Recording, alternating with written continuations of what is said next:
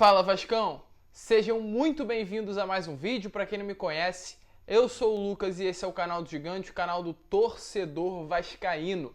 E vamos que vamos, rapaziada, para mais um vídeo. É claro, muito chateado, ainda muito triste com o que aconteceu. Acredito que o torcedor vascaíno ainda tá meio acreditando em um quarto rebaixamento. Acredito que isso ainda não entrou, de certa forma, na cabeça do torcedor. Um fato muito ruim de nós aceitarmos, né? Mas a gente tem que virar a chave, rapaziada. A gente tem que passar de tristeza para ali um protesto. Nós não podemos aceitar isso que estão fazendo com o nosso clube e se depender de mim eu vou vir aqui diariamente reclamar, falar e expor todos os erros que estão acontecendo dentro do Vasco da Gama e é isso que a gente vai falar hoje. Vamos falar aí de toda a bagunça que está acontecendo. Ainda ontem tivemos mais notícias com relação a isso, aí um plano de governo, um plano de gestão para essa segunda divisão que vai destruir com o Vasco da Gama. Falaremos também sobre mais dívidas no Vasco, um jogador aí pedindo mais de R$1 milhão na justiça para ir para o Vasco da Gama e falar também sobre Levenciano. Temos novidade no Supremo Tribunal Federal e novidades que podem aí trazer uma reviravolta mesmo ainda lá no STF e falar também sobre o próprio. Temos aí notícias com como ele está, né, com relação a esse rebaixamento e o que ele está sentindo aí disso tudo que vem acontecendo com o Vasco da Gama. Mas torcedor, se você quer ficar por dentro de todas as notícias do meu, do seu e do nosso clube do coração, fiquem ligados aqui no canal do Gigante.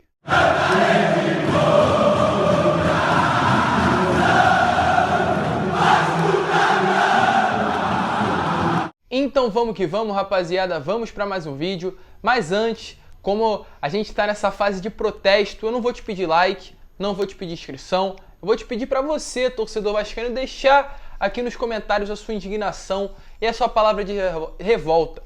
Use o chat, use os comentários para você falar e para que essas mensagens cheguem às pessoas lá de cima dessa diretoria, dessa gestão, para elas entenderem que o torcedor não quer elas, para elas entenderem que o torcedor está revoltado com tudo que vem acontecendo.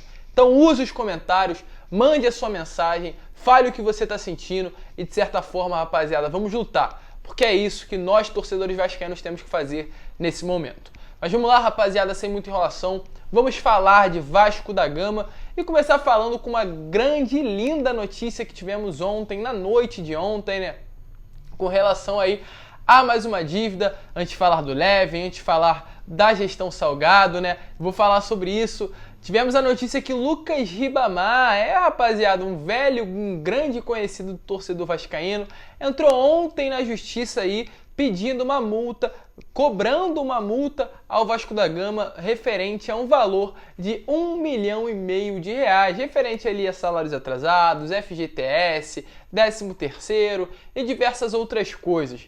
Então é uma vergonha, um jogador que definitivamente eliminou o Vasco da Sul-Americana, que aquela eliminação pode sim colocar nas costas do Lucas Ribamar, e por conta de uma gestão que não tem planejamento, por conta de uma gestão que não paga salários, por conta de uma gestão fraca, aí é isso que acontece. Mais um jogador entrando na justiça cobrando R$1,5 milhão do Vasco da Gama, um jogador fraco, que ali enriqueceu definitivamente as custas do Vasco e ali as custas de uma diretoria fraca que por conta de estar refém de empresários trazem esse tipo de jogadores para o Vasco e agora fica de mãos atadas completamente na mão dessas pessoas porque o Vasco não tem dinheiro nenhum, assim como o próprio presidente do Vasco declarou em entrevista coletiva que a gente vai falar já já, mas definitivamente isso aconteceu. Lucas Ribamar aí na justiça, é uma vergonha realmente o que vem acontecendo com o Vasco da Gama, Ribamar cobrando o nosso clube.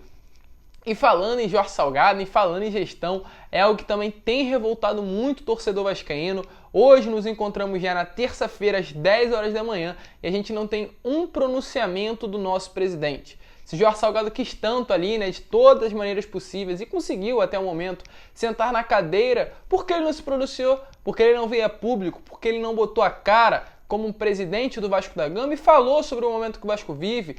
trouxe, né, soluções que a gente sabe que ele não tem, mas pelo menos conversou, falou sobre o momento, mas muito pelo contrário. Ele se omitiu, ficou atrás do muro, igualmente não presidente aí, o último presidente do Vasco, Alexandre Campelo, que também em momentos ruins nunca botava a cara, mas na hora que o Vasco foi campeão da Copa do Brasil Sub-20, ele estava lá levantando o troféu e falando que era campeão. Nos momentos fáceis, definitivamente, nos momentos de vitórias, é fácil aparecer, mas é nesses momentos aí de dificuldade, de um quarto de rebaixamento, que a gente vê se a pessoa é competente ou não para gerir o Vasco, e a gente vê cada vez mais que realmente o Jorge Salgado é uma pessoa que não tem condições nenhuma de estar sentado na cadeira da presidência. E mais um mole, mais uma vez um erro, aí não se pronunciando oficialmente. Acredito que até mesmo aquelas pessoas que ainda apoiam o Jorge Salgado como presidente do Vasco se revoltaram totalmente com essa atitude do próprio, não ali vindo a público e se declarando e falando sobre a situação atual do clube. Mas tivemos notícias aí que uma reunião que estaria marcada para hoje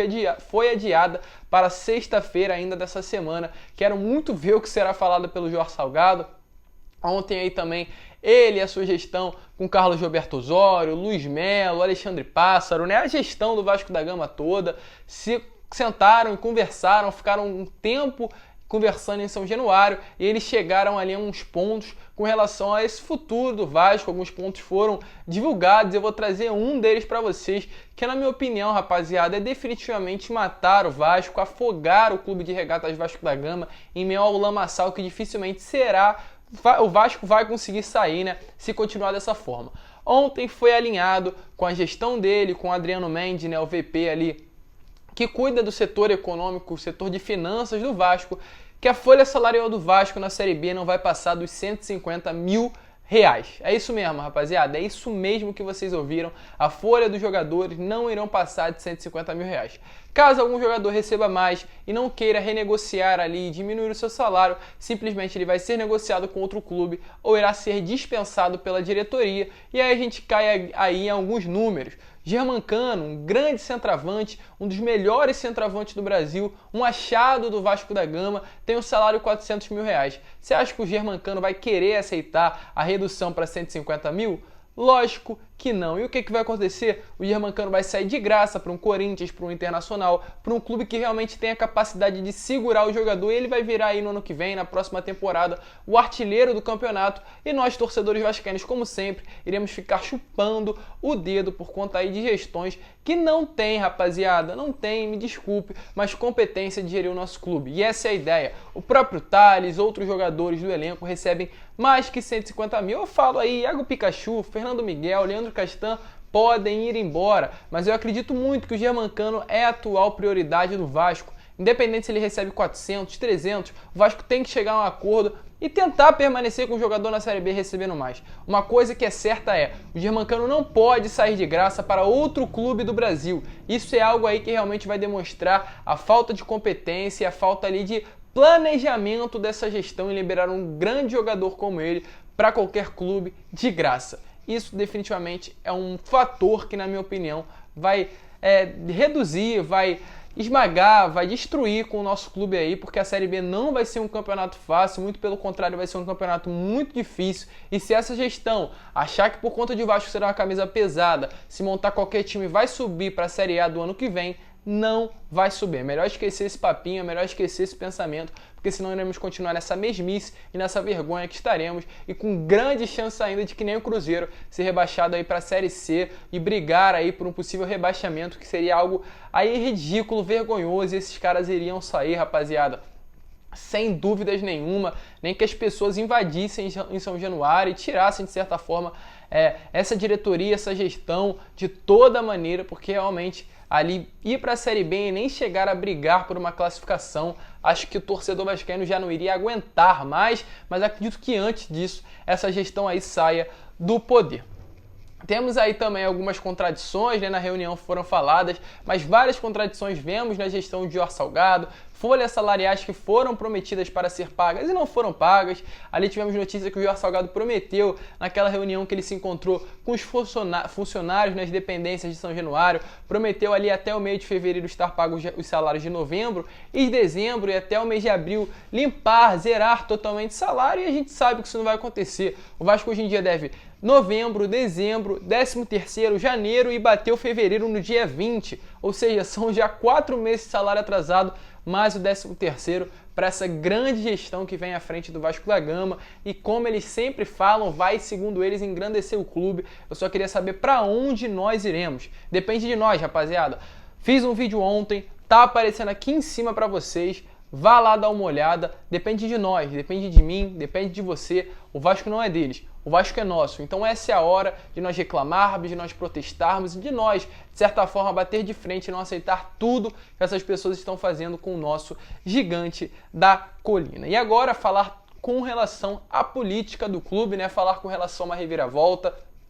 Ontem ali tivemos novidade no Supremo Tribunal Federal, definitivamente, né? Depois de 10 dias ali da última atualização com relação ao Supremo Tribunal Federal. Para muitos ali já era caso perdido, né? O Dias Toffoli, como todos nós torcedores sabemos, arquivou ali o pedido à ação do Solidariedade para ver mudanças com relação à eleição do Vasco, mas ontem a Procuradoria-Geral da República, né, o órgão ali, o procurador, o PGR no caso, que é o órgão que se responsabiliza por pegar uma ação, pegar ali, no caso, ver se ela está seguindo as leis, se realmente há algo contra a Constituição brasileira ou se está tudo de acordo.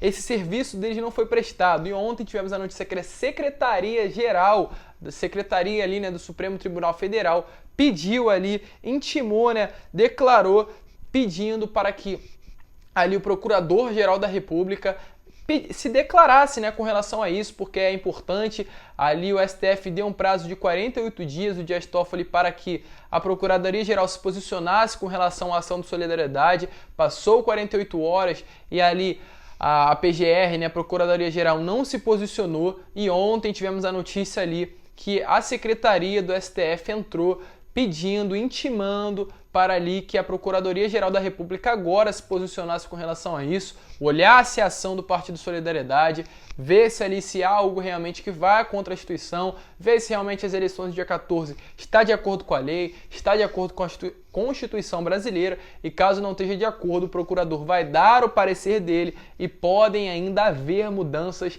ali dentro do Vasco da Gama através do Supremo Tribunal Federal. Um jogo que já parecia, né, ser perdido, pode ali ter uma mudança aos 45, literalmente, minutos do segundo tempo. Para muitas pessoas isso não vai dar em nada, para muitas pessoas ali o procurador simplesmente vai olhar a ação e seguir com o que foi falado pelo Dias Toffoli, porém ele pode dar o posicionamento dele, e esse posicionamento do procurador pode fazer com que o Dias Toffoli mude totalmente ali a sua decisão. Mas agora vamos finalizar o vídeo falando sobre Levenciano, né, rapaziada? Temos essa ação aí no STF que voltou ali a, de certa forma, trazer uma esperança para o torcedor, mas acredito que nesse momento a ação que mais ali causa um tumulto e, de certa forma, mais há chances de ter uma reviravolta na presidência do Vasco é a do TJ, é a ação dos 12 sócios templários, que definitivamente pode ali realmente causar uma reviravolta na presidência do clube, e essa ação ali são as 12 pessoas da chapa ligadas ao Levenciano, e de certa forma o Leven tem esperança sim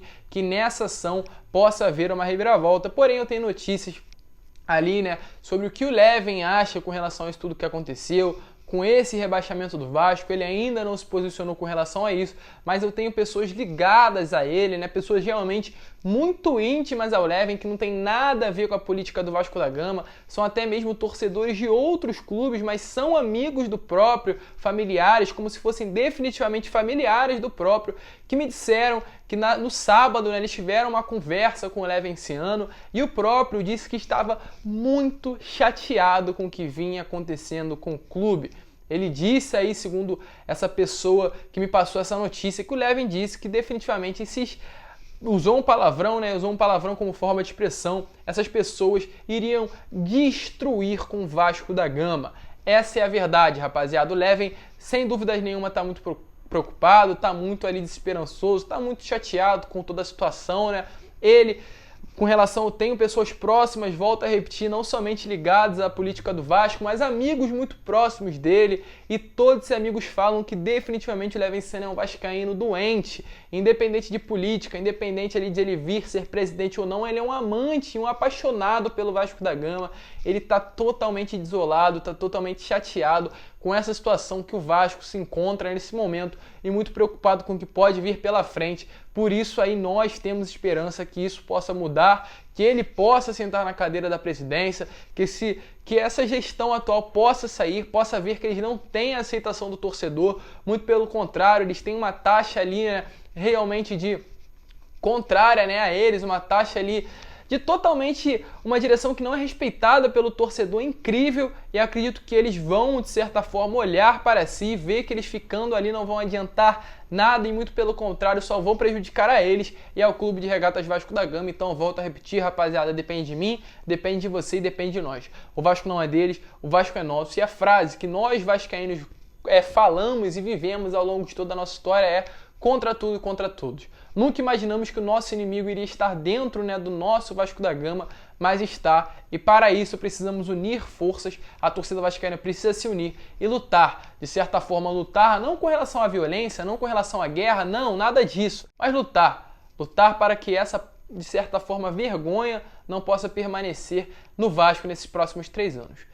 Mas, rapaziada, esse foi o vídeo. Se você curtiu, agora sim eu vou te pedir para deixar o seu like, se inscrever no canal, compartilhar esse vídeo para que todos os seus amigos vascaínos possam ter acesso a esse conteúdo e saber tudo o que está acontecendo dentro do Vasco, e que a nossa família possa crescer cada vez mais e, de certa forma, lutar definitivamente pelo nosso clube para que eles não destruam com o Vasco da Gama. Muito obrigado, um grande abraço a todos, vamos que vamos, e como eu sempre falo, saudações vascaínas.